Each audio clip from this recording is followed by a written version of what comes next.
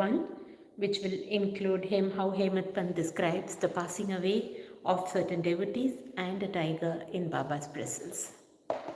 So on this beautiful and very auspicious Thursday, let us pray to Baba to bring focus, to bring one-pointed focus and concentration in whatever we do, and to connect with Him daily, morning, noon and night, and to pray that He is always with us, holding our hands.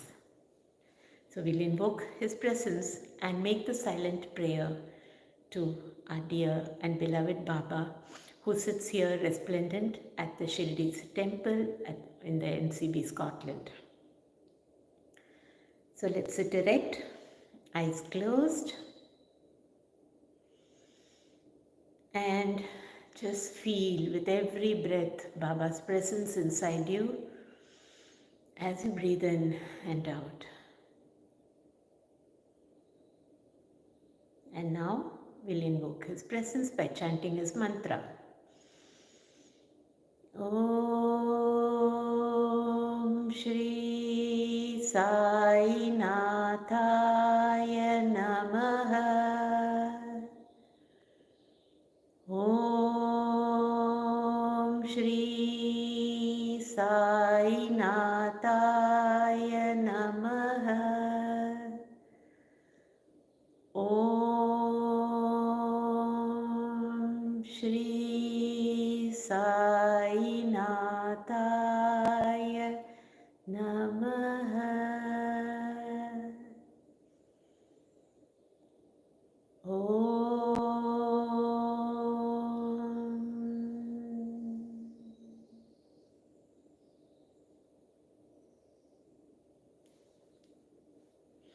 When you're ready, you may open your eyes to read with focus chapter 31 from the Sai Sutra. It said in Gita, chapter 8, verses 5 and 6, that he who remembers me in his last moments comes verily to me, and he who meditates otherwise at that time goes to what he longs for. We cannot be certain that we can entertain a particular good thought at our last moment, for more often than not, we are more likely to be frightened and terrified by death. Hence, constant practice is necessary for enabling us to fix our mind on any desired good thought at any moment. All saints, therefore, recommend us to remember God and chant His name always, so that we may not be perplexed or perturbed when the time for departure comes.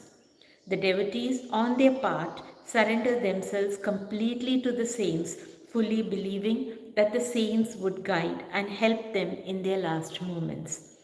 A few such cases will be noted here. Vijayanand. A sannyasi from Chennai named Vijayanand started on pilgrimage to Manasarovar. En route, on hearing Baba's name, he halted at Shirdi. There, he met one Somadevaji Swami of Haridwar and inquired from him about the Manasarovar trip. The Swami told him that the Sarovar was 500 miles above Gangotri and described to him the difficulties of the journey, with plenty of snow and the change of dialect every 50 kos, and the suspicious nature of the local people, who give a lot of trouble to the pilgrims on the way. On hearing this, the sannyasi was dejected and cancelled the trip. Then, when he went to Baba and prostrated himself before him, Baba got enraged and said, "Drive out this useless sannyasi. His company is of no use." The sannyasi did not know Baba's nature. He felt discomforted, but sat there watching things that were going on. It was the morning darbar, and the masjid was overcrowded. Baba was being worshipped in various ways. Some were washing his feet, some taking the teert, the holy water, and drinking it heartily, and some touching their eyes with it, some were applying sandal paste and some scents to his body. And all were doing these things forgetting the distinction of caste and creed. Though Baba got enraged with him, he was filled with affection for Baba, and he did not feel like leaving the place. He stayed in Shirdi for 2 days when he got a letter from Chennai stating that his mother was very ill. He felt very dejected and wanted to be by his mother's side, but he could not leave without Baba's permission to return home. The omniscient Baba, knowing the future, said to him, "If you so loved your mother, why did you take sannyas?" Attachment makes misuse of an ochre cloth. Wait with patience for a few days. In the Vada, there are many robbers. Bolt your doors and be very vigilant. The thieves will carry everything. Wealth and prosperity are transient, and the body is subject to decay and death. While knowing this, do your duty, leaving all attachment with the things of this world and next. He who does this and surrenders himself to the feet of Hari will get free from all troubles and attain bliss. The Lord runs and helps him who remembers and meditates on him with love and affection. Your store of past merits is considerable, so you have come here. Now attend to what I say and realize the goal of your life. Begin from tomorrow the study of Bhagavad. Do 3 saptas, that is 3 readings during 3 weeks conscientiously. The Lord will be pleased with you and will destroy your sins, sorrows. Your illusions will vanish and you will get eternal peace. On seeing that his end was approaching, Baba prescribed this remedy and made him read Rama Vijaya, which pleases the god of death. Next morning, after bathing and other purifying rites, he commenced to read Bhagavad in a secluded spot in the Lendi garden. He completed 2 readings and thereafter felt much exhausted.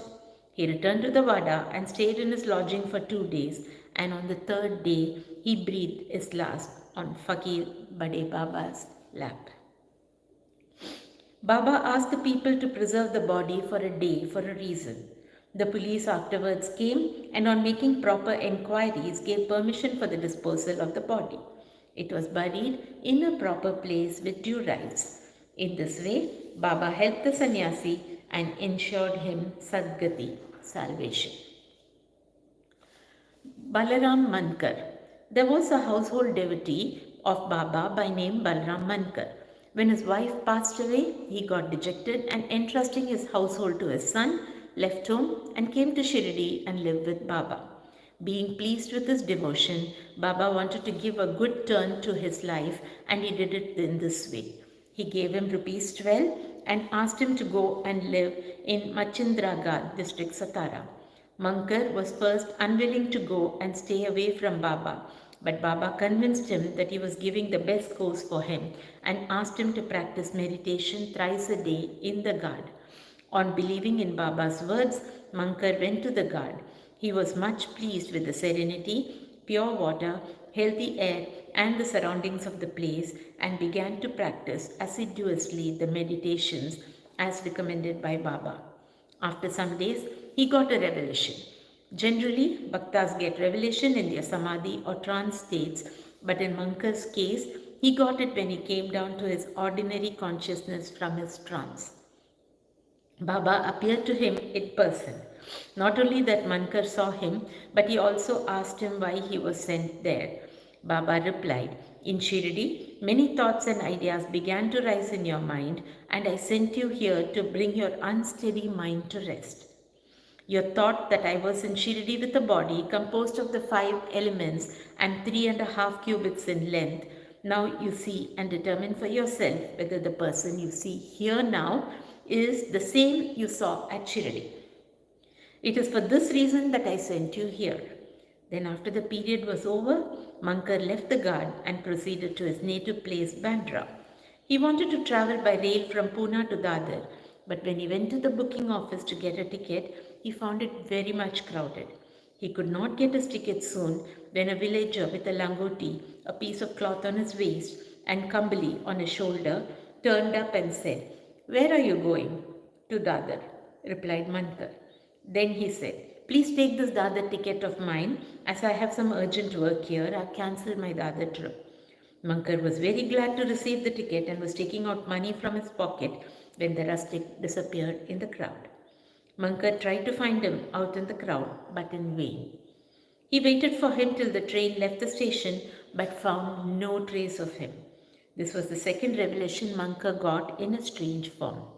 Then Mankar, after visiting his home, again returned to Shirdi and remained there at Baba's feet following his bidding and advice.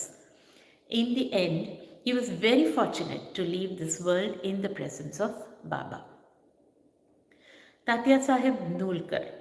Hemant Pant gives no particulars regarding Tatya Sahib Nulkar except the bare mention of the fact that he gave up his ghost in Shirdi. A brief summary of this account that appeared in the Sai Leela magazine is given here. Tatya Sahib was a sub-judge at Pandharpur in 1909 when Nana Sahib Chandorkar was Mamlatadar there. Both met often and exchanged words. Tatya Sahib did not believe in saints, while Nana Sahib respected them. Nana Sahib often told him the Leelas of Sai Baba and pressed him to go to Shirdi and see Baba. Nulkar finally agreed and to go to Shirdi on two conditions. He must get a Brahmin cook and he must get good Nagpur oranges for the presentation. Both these conditions were providentially fulfilled. A Brahmin came to Nana Sahib for service and he was sent to Tatya Sahib, and a fruit parcel containing 100 beautiful oranges was received by Tatya Sahib, the consignor being unknown. As the conditions were fulfilled, Tatya Sahib had to go to Shirdi.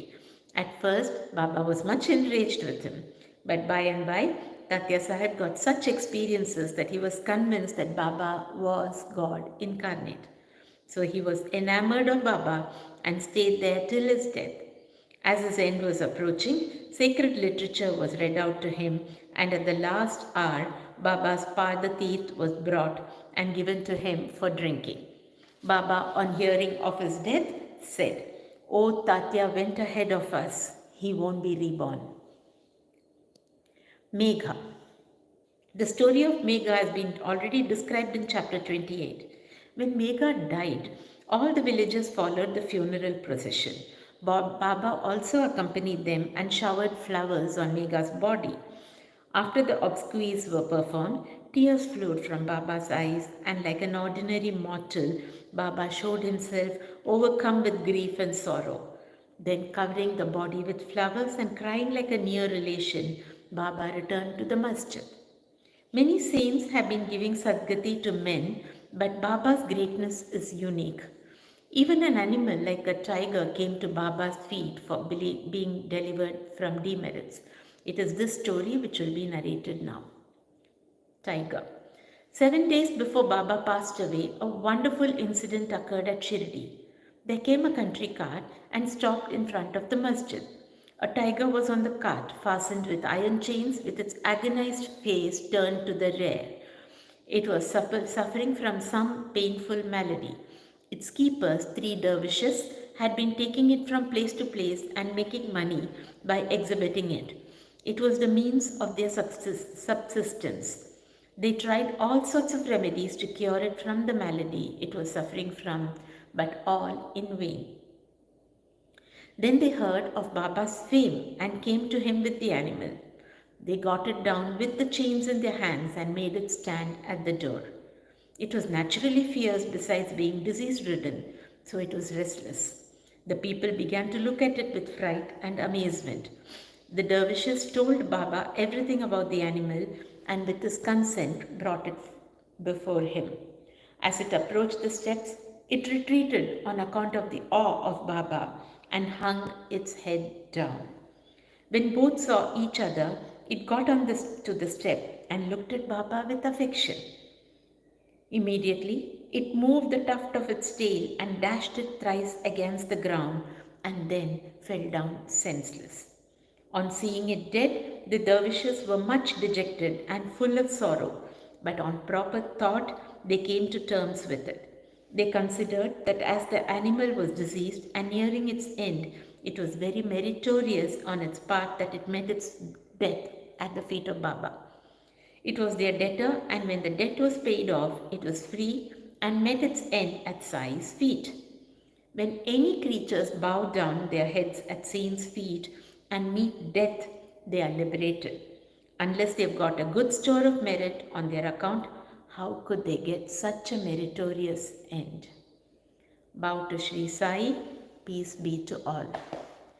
Jai Mohanji, Om Sai Ram.